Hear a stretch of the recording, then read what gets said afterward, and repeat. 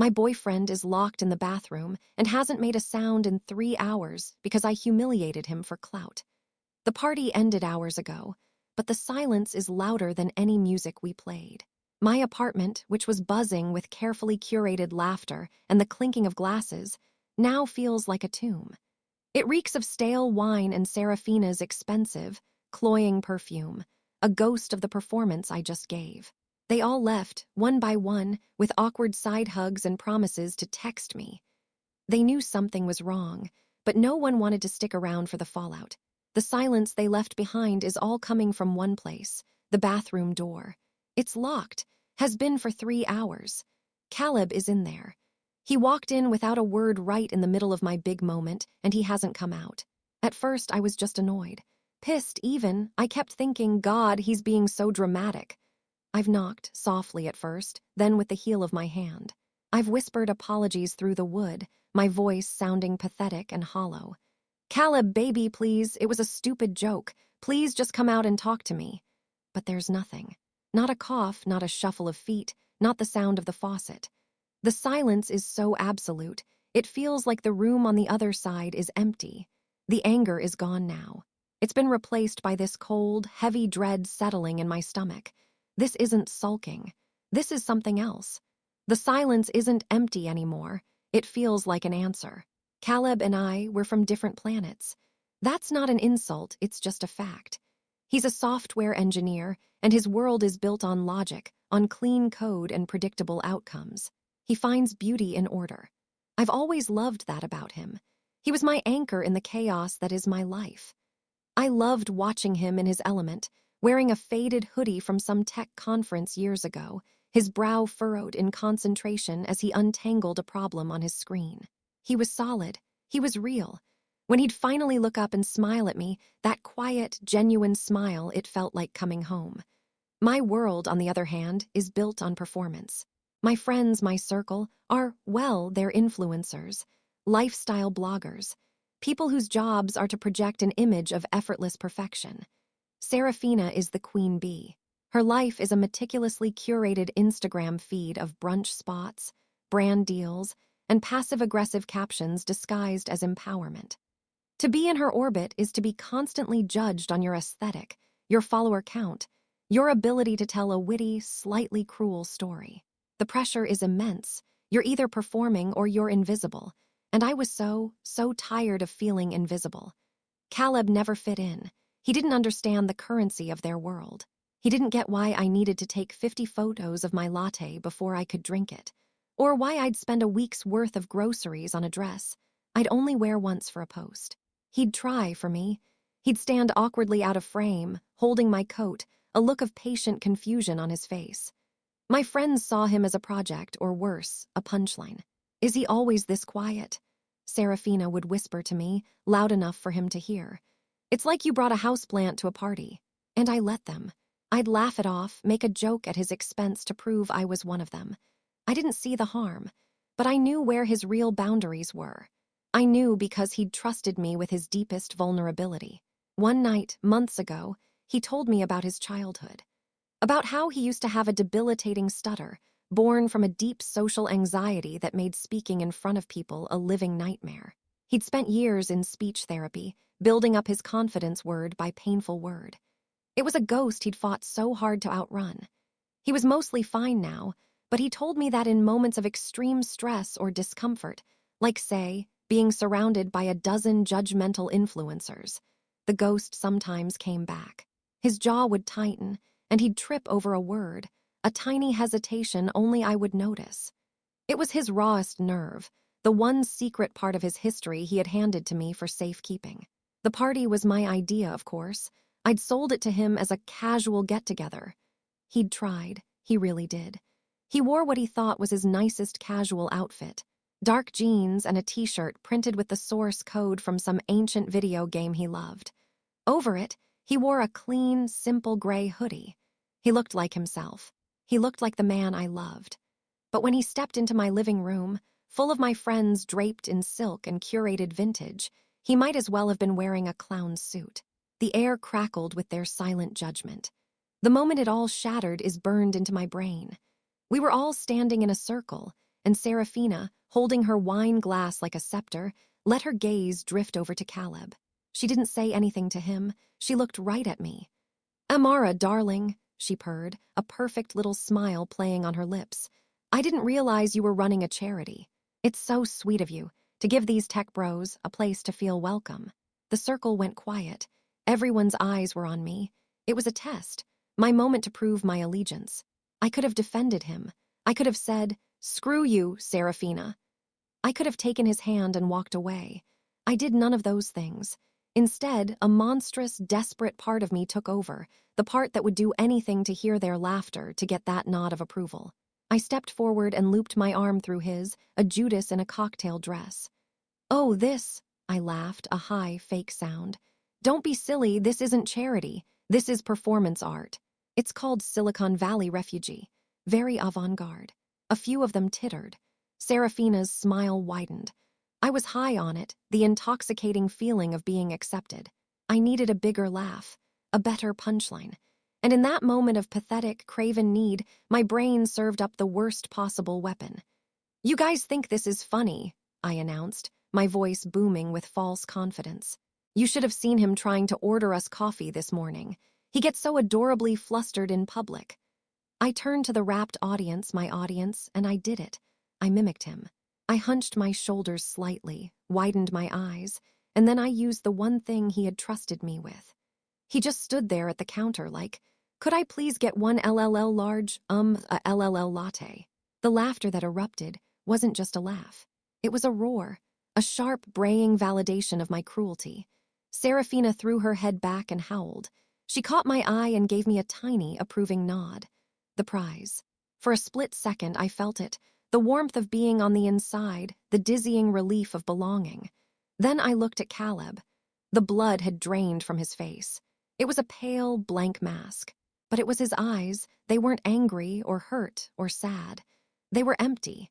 It was like watching a light being switched off from a million miles away. He looked at me, but he didn't see me. He saw a stranger who had just taken his most private pain and turned it into a party trick. He didn't say a word. He just gently removed my arm from his, turned around, and walked to the bathroom. I heard the soft click of the lock, and the laughter died. I must have fallen asleep on the couch, a pathetic heap of sequins and regret, because the next thing I knew, the gray morning light was filtering through the blinds, casting stripes across the wreckage of the party. My head throbbed with a dull, persistent ache. The first thing I noticed was the silence. It was a deep, unnatural quiet, the kind that follows a storm. Then I saw it. The bathroom door was ajar. A wave of relief, so potent it almost made me sick, washed over me. He'd come out. Thank God. I pictured him in the bedroom, angry and hurt, but there. I could handle angry. I could handle yelling. I could handle crying. I could handle a fight. A fight meant there was still something to fight for. I braced myself, rehearsing apologies in my head as I pushed myself off the couch, my joints cracking in protest. "Caleb," I called out softly, my voice raspy. I walked to the bathroom and pushed the door open. It was empty, not just empty of him, but sterile. The bath mat was perfectly straight. The towels were folded. I looked at the little ceramic cup by the sink. My electric toothbrush stood there alone. His, the simple blue one, was gone.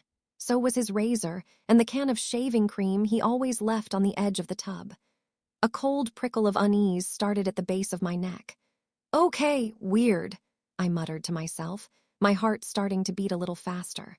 I walked quickly to the bedroom. The bed was made, or rather, my side was still a mess of tangled sheets, but his was smooth, the pillow perfectly plumped, as if it had never been slept in. I threw open the closet door. A huge, gaping void greeted me. All of his clothes, the soft t-shirts, the jeans, the 2 button-downs he saved for nice dinners, were gone. The empty hangers clattered together with a sound like dry bones. His worn-out sneakers were missing from the shoe rack by the door. His laptop wasn't on its charging stand. Even the stack of dense programming books he kept on the nightstand, the ones I always teased him about, had vanished. It wasn't the work of someone who had stormed out in a rage, stuffing things into a bag. This was different. This was methodical, precise. Every single item that belonged to him had been systematically removed. It was the work of a programmer debugging his own life, efficiently locating and deleting every trace of a corrupted file. There was no note, no angry text, just a clean, silent, terrifying extraction. He hadn't just left the party, he had uninstalled himself from my life. My hands were shaking so badly I could barely unlock my phone. I stabbed at his contact name. I called him. The call didn't ring. It went straight to a cold, automated voice. The number you have dialed is not in service or has been disconnected. Not voicemail. Disconnected. I tried again and again, my thumb hitting the redial button frantically. Same robotic message. Panic, real and suffocating, seized my chest. I sent a frantic text. "Caleb, please, I am so sorry. We need to talk. I was a disgusting idiot. Please just call me." I stared at the screen, willing the 2 blue checkmarks to appear. But there was only one gray checkmark, undelivered, floating in a digital void, never to reach him. My breath hitched. I opened WhatsApp. His profile picture, a goofy selfie of us on a hike, was gone, replaced by the gray default silhouette. The last message I sent him yesterday afternoon, "Can't wait for tonight," now sat above the words "last seen." No, the words weren't there. There was nothing. I was blocked. My fingers flew to Instagram. I searched his handle. "User not found." Blocked. Facebook. I typed his name into the search bar. Nothing. It was like he had never existed. I sank to the floor, the phone slipping from my grasp. Every digital door we had shared, every window into each other's lives, had been slammed shut, locked, and barricaded. He had systematically and completely erased every possible path I had to reach him. It wasn't a breakup. It was a firewall, a complete and total severance. He was gone. For the first few hours, I was just a mess of pure animal panic. I paced the apartment, calling his number over and over, as if the 10th try would magically break through the digital wall he'd built. Then the desperate need to make someone else understand took over. I needed an ally. I needed someone to tell me he was overreacting, that this was temporary. I called Owen. Owen was our mutual friend. He was the one who introduced us. He's a good guy, level-headed, the kind of person who always sees both sides. He picked up on the 3rd ring. "Amara." "What's up?" The dam broke. I started sobbing into the phone, a torrent of incoherent apologies and panicked explanations. "He's gone, Owen. He just left. He blocked me on everything. His number is disconnected. All because of a stupid, stupid joke I made at the party. It was mean, I know it was, but this is insane, right? This is a crazy overreaction." There was a long pause on the other end of the line. It was a heavy, uncomfortable silence, not the immediate, soothing reassurance I was expecting. When he finally spoke, his voice was flat, devoid of its usual warmth. "I talked to him, Amara." My breath caught in my throat. "You did. Is he okay? Where is he?" "What did he say?" Another pause. I could hear him sigh, a weary, drawn-out sound. "He's with his brother, and he told me what happened." His voice was careful, measured. "He told me what you said. About his stutter. It was a joke. A terrible, horrible joke, and I hate myself for it, but..." "It wasn't a joke to him," Owen cut in, his voice suddenly firm. "He told me, he said, she took the one thing I trusted her with, the part of me that I was most ashamed of, and she sold it for a cheap laugh. He said you killed the part of him that knew how to trust you. Amara, I don't think I can get in the middle of this. I'm sorry." The line went dead. He hadn't just refused to help, he had delivered a verdict. I stared at my phone, the dial tone buzzing in my ear. The awkward distancing had begun. Desperate for a different reality, I turned to my own friends. I opened the group chat with Serafina and the others, my fingers flying across the screen as I typed out a dramatic, self-pitying version of the story. Caleb literally packed up and vanished in the middle of the night because he got his feelings hurt at the party. He's blocked me on everything. Can you believe how childish he's being? I waited, my heart pounding, for the wave of supportive, indignant messages to roll in. "OMG, what a psycho. You're so much better off without him, babe." The response, when it came, was from Serafina. It was a single line. "Yikes, drama queen, hope you sort it out. Sparkles." A few seconds later, another message popped up from her, this one with a picture of a new pair of shoes she was thinking of buying. The chat immediately pivoted. The girls started chiming in with opinions, heart-eye emojis, and links to other websites. My crisis, my world-ending catastrophe, had been acknowledged with a yikes and a sparkle emoji, then promptly buried under a conversation about footwear. I had performed for them. I had sacrificed Caleb on their altar for a moment of their approval. And now that the show was over and the mess was real, they weren't interested. The audience had gone home. Weeks have passed. Or maybe it's a month. The days bleed into one another, a gray smear of silence and screens. My apartment is too quiet. I keep expecting to hear his key in the lock, or the sound of his ridiculously loud mechanical keyboard clicking away in the other room. But there's nothing. The void he left is a physical presence. I've tried everything. I drove to his old office, but the receptionist told me he'd put in his notice weeks ago and was now working fully remote for a new company she'd never heard of. I even, in a moment of utter pathetic desperation, left a tear-stained, rambling letter with his brother's doorman, a letter that has gone unanswered. He has built an impenetrable fortress, and I am left to wander outside the walls. So I've become a ghost. A digital ghost haunting the edges of a life I'm no longer a part of. It started with a fake Instagram account I'd made years ago to follow a cringy ex. I resurrected it. My thumb, acting of its own accord, typed Owen's name into the search bar. My heart pounded as his profile, now a forbidden territory, loaded onto my screen. I scrolled, my breath held tight in my chest, past photos of hikes and dinners until I saw him. It was a group photo, posted 2 days ago. They were at a board game cafe, a place I always found too nerdy, a place he loved. There were 4 of them, laughing around a table cluttered with game pieces and beer bottles. And there was Caleb. He was smiling. It wasn't the polite, reserved smile he gave my friends. It was a huge, uninhibited, joyful grin, the kind I hadn't seen on his face in months. He looked relaxed. He looked happy. He was wearing a stylish, dark green jacket I'd never seen before. It fit him perfectly. He looked good, better than he had in a long time. I stared at the photo, my vision blurring with tears. I was drinking in every detail, every pixel of this new life he was living without me. And then I made the mistake of looking at the comments. There were the usual ones from friends, but one stood out. It was from a girl I didn't recognize, her profile picture showing a smiling woman with kind eyes. Her comment was simple. "So good to see you laughing like that again, Caleb." My blood ran cold. But it was Owen's reply that shattered the last remaining shard of my hope. He had replied directly to her. "Yeah, it's been a while. He deserves it." I dropped my phone as if it had burned my hand. He deserves it. The words echoed in the suffocating silence of my apartment. He deserves to be happy, which means he deserves to be without me.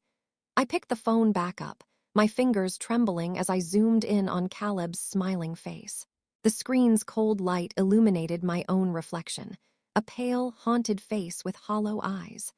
I had wanted to be the star of the show, the center of attention on a glittering stage, and I had gotten my wish. I was a clown, left alone under the harsh spotlight after the tent has been taken down, endlessly scrolling through pictures of a life where the circus has moved on without me.